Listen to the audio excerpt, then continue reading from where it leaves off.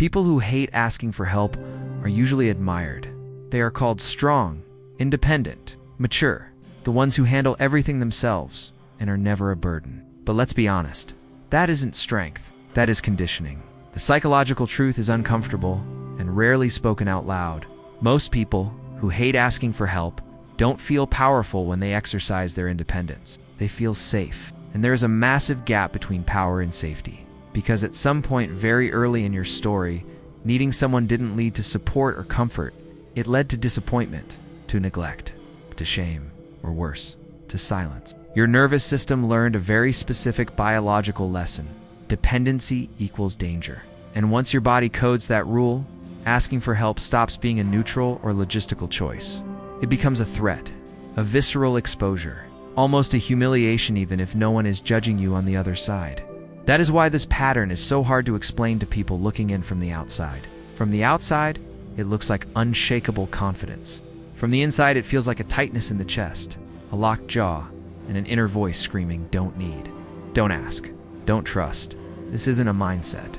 This is a survival strategy. Your body isn't avoiding help because you are proud or arrogant. It is avoiding the emotional memory of what happened the last time you needed someone and weren't met. And here's the twist most people miss. You don't hate asking for help because you think others will say no. You hate asking for help because being seen needing something makes you feel like you've lost control. If this resonated with you, if you felt that subtle tension just by hearing this, subscribe. This channel goes where self-help usually stops. We don't motivate. We decode your story. In the next part, I'm going to show you why this pattern isn't random, why it often comes from being the adult in the room too early, and how your nervous system learned to associate self-sufficiency with emotional survival. I want to be very clear about something before we continue. This behavior isn't a quirk of your personality. If you feel a physical repulsion when you have to ask for a favor, it's not because you are too independent. It's because at some point, needing support became emotionally unsafe. And your body remembers that Tevin, if your rational mind has already forgotten. By the end of this video, you won't just understand this pattern intellectually. You will recognize it physically.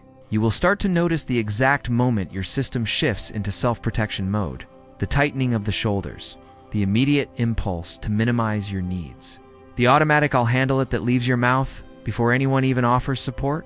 Because this pattern doesn't live in your thoughts. It lives in the wiring of your nervous system. When you learned early on that help was inconsistent, conditional, or came at too high a cost, your system adapted. Not dramatically, not consciously, but silently. You became the one who figures it out alone, the one who doesn't burden anyone, the one who stays competent, composed, and emotionally contained. And that adaptation probably saved you once. It kept you functional in a chaotic or cold environment. But here's the part no one tells you about survival. What protected you back then is now shrinking your emotional world. You don't just avoid asking for help. You avoid situations where help might be necessary. You avoid vulnerability before it even arrives. You calculate emotional risks all the time. And over time, this creates a subtle, chronic exhaustion that sleep doesn't fix. Because carrying the world alone requires constant vigilance. So no, you aren't weak. And you aren't broken. You are regulated for independence, because connection at one time felt too unpredictable. In this video, I'm going to dissect how this conditioning forms, why your body still reacts as if depending on someone is a life threat, and how this survival logic silently shapes your relationships, your burnout, and your sense of isolation. You aren't here to be fixed. You are here to be understood without blame. And when that happens, change stops feeling like brute force and starts feeling like relief. Here's the paradox most people never question. The very thing that makes you seem extremely capable is the same thing keeping you emotionally isolated. Extreme self-sufficiency doesn't come from confidence. It comes from anticipation. You learn to anticipate disappointment, to anticipate emotional absence, to anticipate that needing someone would put you at a disadvantage. So, your system adapted by removing the risk from the equation. You stopped needing. And on the surface, this looks admirable. You don't ask for much. You don't bother anyone. You don't fall apart in front of others, but internally your body is paying a very high price. It stays on alert. It stays prepared. It stays in control, because control feels safer than connection. Here is the part that hurts to admit. You aren't just avoiding help. You are avoiding the moment someone might see your uncertainty and decide whether you are worth it or not. That moment of not knowing is unbearable for a nervous system shaped by inconsistency. So instead of risking it, You anticipate. You become the one who doesn't need, the one who solves, the one who carries the weight in silence. And yes, that protected your dignity once, but now it is extracting a price. The cost isn't just physical tiredness. It is emotional narrowing. You limit how close people can get.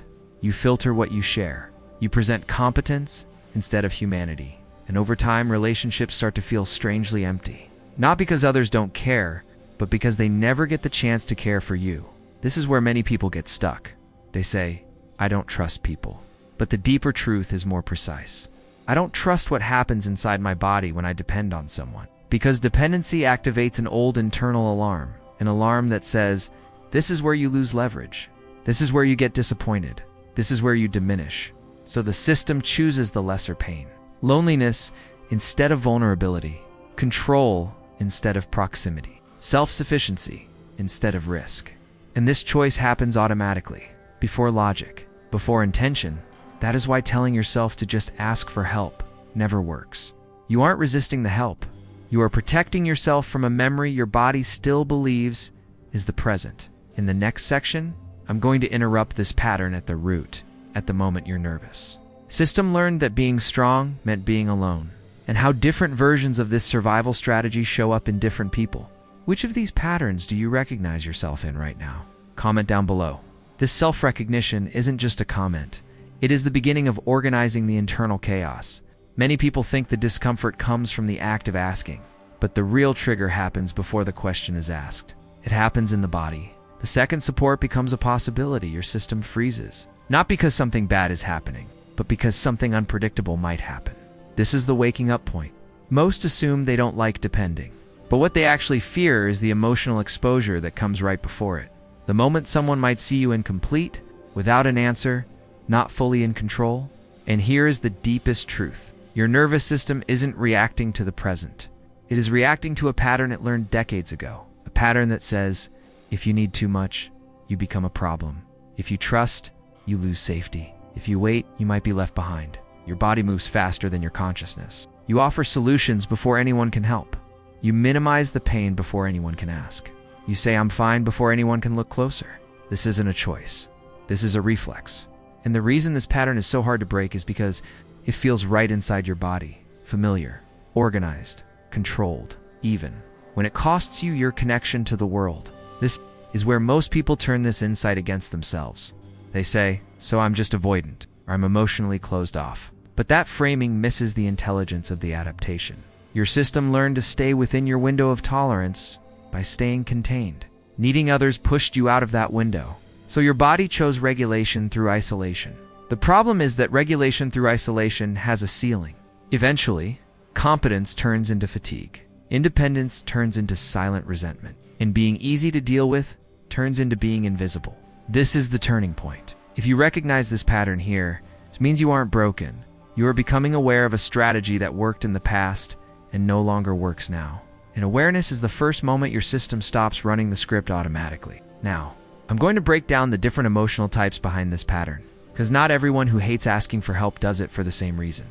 Some learn to be strong too early. Some learn that help came with strings attached. Some learned that being capable was the only way to be loved, and you will see exactly where you fit. The behavior looks identical on the surface, but underneath, the emotional logic is different. The first type is the one who had to grow up too soon.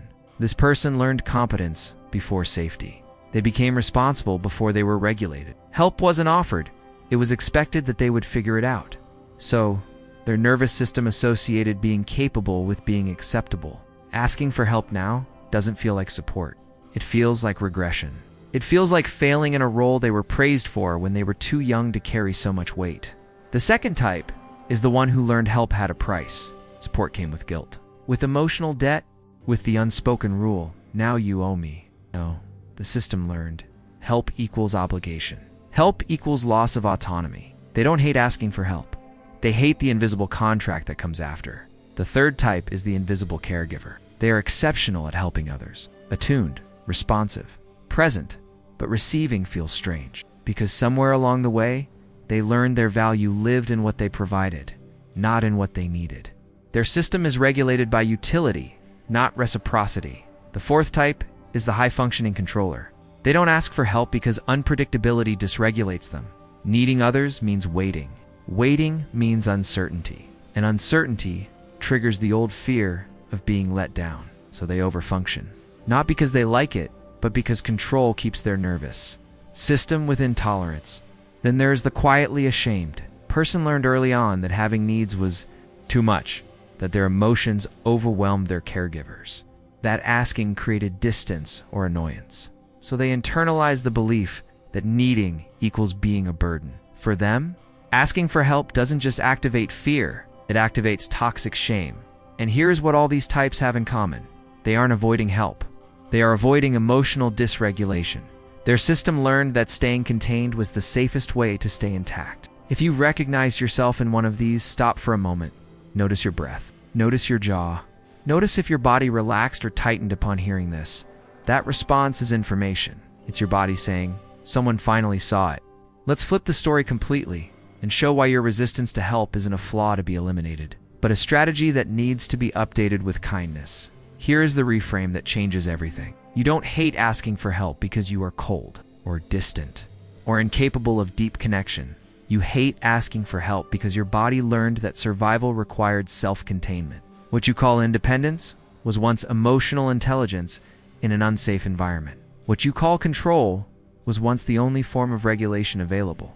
What you call strength was once pure necessity. So let's be precise. You aren't lonely by choice. You're careful with dependency. You aren't emotionally closed. You are protective of a system that learned connection wasn't reliable. And you aren't difficult to help. You just never learned in your body, your skin, that support could arrive without a cost. The problem isn't that you don't ask for help. The problem is that your nervous system still believes that needing someone means losing dignity, leverage, or safety. And this belief isn't fixed by logic. It is fixed by experience. Small moments, low-risk exposures, being met without explanation, being supported without having to perform excessive gratitude. Strength isn't suddenly asking for everything you've been carrying alone. Strength is noticing when your body says, I'll handle this, and asking gently, internally, do I really need to do this alone right now? Strength is letting someone witness your effort, not just your results. Your uncertainty, not just your competence. Your process, not just your polish. You don't need to collapse into total dependency.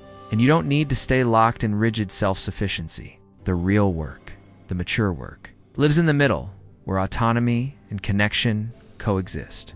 So here's the question I'm going to leave you with. When help becomes available, do you refuse it because you truly don't need it? Or because a part of you is still protecting an old wound that says you don't deserve to be cared for?